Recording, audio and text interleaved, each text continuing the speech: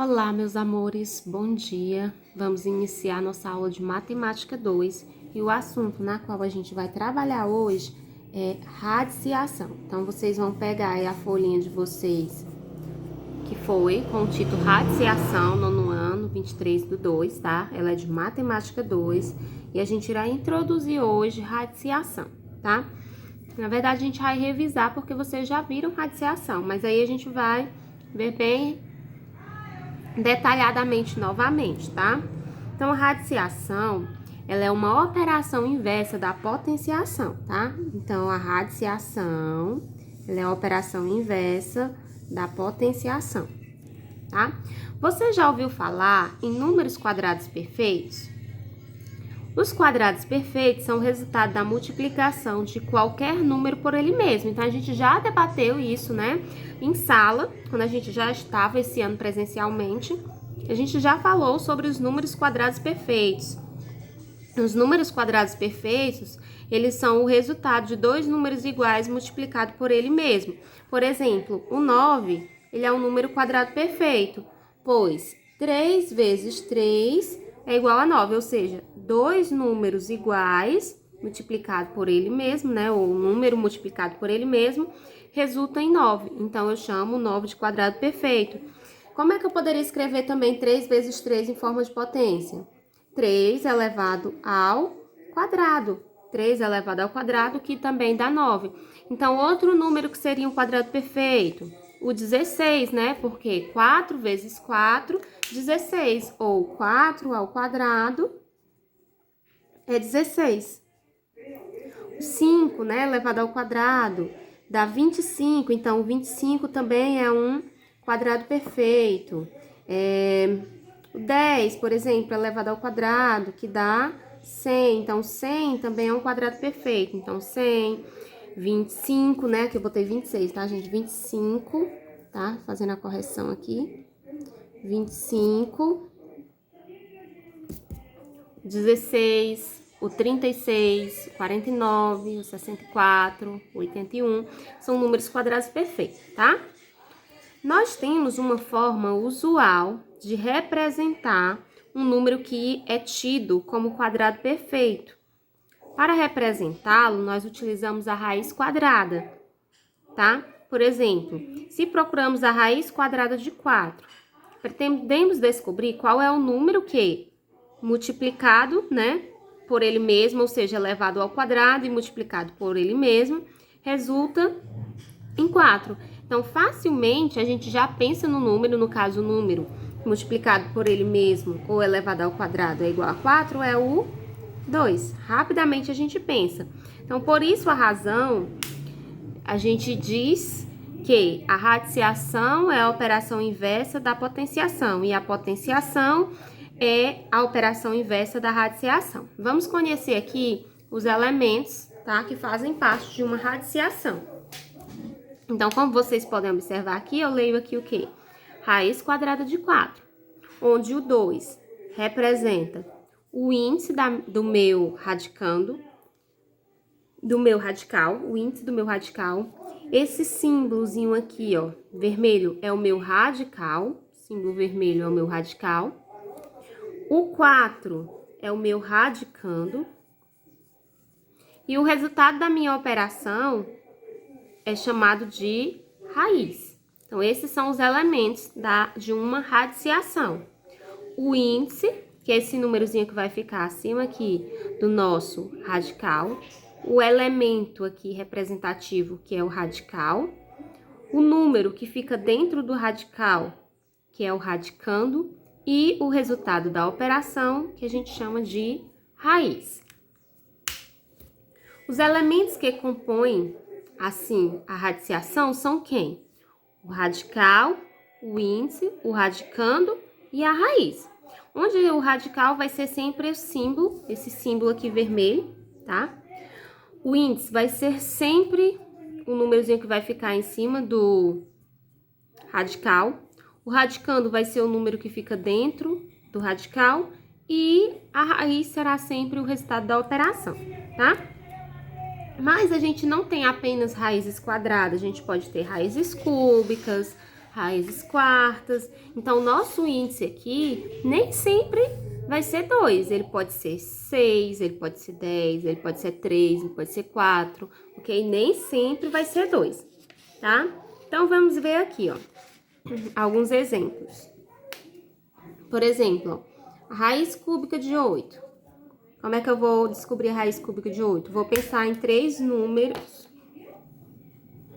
multiplicados, que esses 3 números vão ser igual, e resultar em 8. Quem são esses números? 2 vezes 2 vezes 2. 2 vezes 2, 4. 4 vezes 2, 8. Então, o resultado dessa operação, a raiz dessa operação, é 2. Vamos ver o próximo. Raiz quadrada de 16. Geralmente, as raízes quadradas, o índice não vem aparecendo, né? Mas quando não tiver o índice, é porque você já sabe que o índice é 2. Então, há 2 números iguais que multiplicados entre si dá 64. Então, 84 resulta de 8 vezes 8, né? Que dá 64. E aqui o nosso outro exemplo, eu tenho a raiz cúbica do número 729. Então, vou pensar em 3 números iguais que se multiplicando dará 729. Eles vão se multiplicar quantas vezes entre si? 3 vezes. Então, 9 vezes 9 vezes 9 dá 729. Então, a raiz cúbica de 729 é igual a 9. Ó, vamos ver aqui esse exemplo onde a raiz cúbica, eu quero a raiz cúbica de um número negativo, né? Então, será que existe a raiz cúbica desse número negativo? Vamos ver, ó. Se eu colocar o menos 2, ó. Menos 2 vezes menos 2 vezes menos 2. Então, aqui eu tenho uma multiplicação. Então, menos com menos dá mais com menos dá menos. E agora eu faço 2 vezes 2, 4, 4 vezes 2, 8. Então, vai resultar em menos 8. Então, a raiz cúbica de menos 8 é menos 2. Ah, tia, então é possível ter a raiz cúbica de um número negativo? Sim, é possível. Mas se fosse a raiz quadrada, por exemplo, não seria possível. Porque quando eu falo de raiz quadrada, esses dois números têm que ser exatamente o quê? Iguais. Então, você não pode pegar, por exemplo, 2 números iguais com os sinais iguais, vai dar sempre positivo. Então, não teria como dar negativo. Então, sim, então, o que eu concluo? Se o meu índice for ímpar, tá? É possível, sim, achar a raiz de um radicando, tá?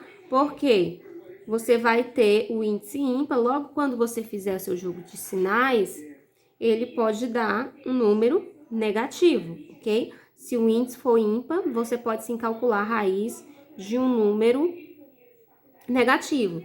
Se o índice for par, não tem como você encontrar a raiz, tá, do seu radicando. Só vai acontecer você encontrar a raiz do seu radicando se o seu índice for ímpar. Se ele for par, não é possível. Não vai existir solução dentro do conjuntos reais para um número negativo, né, no qual o radicando é negativo, sendo que o índice é par. Se o índice for ímpar, sim, pode existir sim, dentro do conjunto dos números reais, uma solução, ok? Vamos agora falar sobre potência com expoente fracionário, tá? Então, é quando eu tenho uma potência na qual o expoente da minha potência, ele vai ser uma fração, tá? Então, vamos lá. Aqui, eu tenho a representação do A como sendo qualquer número pertencente ao conjunto dos números reais. E o A, ele é a base, né, da minha potência, que ele é a base. E o meio vai ser o expoente da minha potência, tá? Então, tenho aqui o A, que é a base. Esse A pode ser qualquer número dentro do conjunto dos números reais. e o meio vai ser o expoente.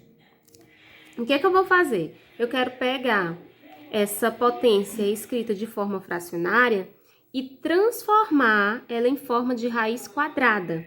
E como é que eu vou fazer isso, tia?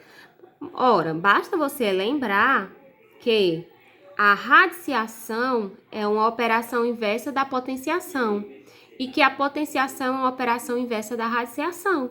Então, é possível, sim, você transformar uma potência em uma raiz quadrada, ok? Ou, necessariamente, a raiz não precisa ser quadrada, tá? Mas você transformar ela em forma de radical, ok? Então, vamos lá. Como é que eu faço? O A, que é a sua base, será o radicando, tá? O A, que é a base, será o radicando, ok? O radicando. O denominador, que aqui eu tenho uma fração, e aqui eu tenho o denominador da fração, ele será o índice, tá? O denominador será o índice da sua raiz, ok? O denominador será o índice. Tia, e o numerador vai ser o quê? O numerador será o expoente, tá? O numerador será o expoente. Então, onde é que vai ficar o expoente? O expoente vai ficar aqui. Aí, necessariamente, se o expoente for 1, não precisa você representar, só se você quiser. Vamos fazer um exemplo com números, né? Substituindo aqui o A por um número. Supondo que aqui seja 2 elevado a 2 terços, tá? Então, você vai fazer o radical, tá? Eu quero transformar ele para a forma de radical. Você vai desenhar aqui o seu radical, tá? Aqui é a base, ó, o 2 é a base. Então, a base vai se transformar em radicando, tá? Isso aqui para dentro da raiz. O 3 é o denominador, tá? O 3 é o denominador. Então, o 3 vai se transformar em índice. Você vai colocar o 3 aqui, ele se transforma em índice. E o 2 é o numerador, ele se transforma em expoente. Então, você vai colocar aqui o expoente. Ok? Então, vamos lá, ó, só repetindo, ó. O 2, que aqui é a base da nossa potência, vai se transformar no radicando da nossa raiz. O 3, que é o denominador da nossa fração, se transforma no índice da nossa fração. E o 2, que é o numerador, se transforma no expoente da nossa potência, ok? Então, simples assim. Então, eu tenho 3 raiz cúbica de 2 elevado ao quadrado, ok? Vamos fazer outro exemplo, tá? Vou fazer aqui. Vou colocar aqui 3 elevado 7 quintos, tá? Então, você vai transformar para a forma de radical. Você desenha o símbolo aí, que é o radical. O 3 passa a ser o radicando, ó. Fica aqui dentro do radical. O 5 passa a ser o índice. Então, o 5 fica aqui. O 7 passa a ser o expoente. E pronto. Transformou para a forma de radical a sua potência, ok? Transformou para uma forma de potenciação para radiciação, tá? Você transformou para um radical a sua potência. E a gente pode fazer também o inverso, transformar de um radical para uma potência. Vamos ver? Aqui eu tenho o radical, ó. O A aqui está representando qualquer número dentro do conjunto dos números reais. Então, tem raiz cúbica de A elevado à quarta. Quem vai ser o A? O A aqui está representando o nosso radicando, mas ele vai passar como forma de base, tá? Da potência. Eu vou transformar para uma potência. O A é a base da potência. Observe que o A, ele, tanto aqui, ó, ele é base, porque esse aqui é uma potência, e aqui dentro eu também vou escrever a base, ele também continua sendo a base da potência do radicando, tá? O 3 é o índice, então ele passa em forma de denominador, tá? O 4 o expoente, ele passa em forma de numerador.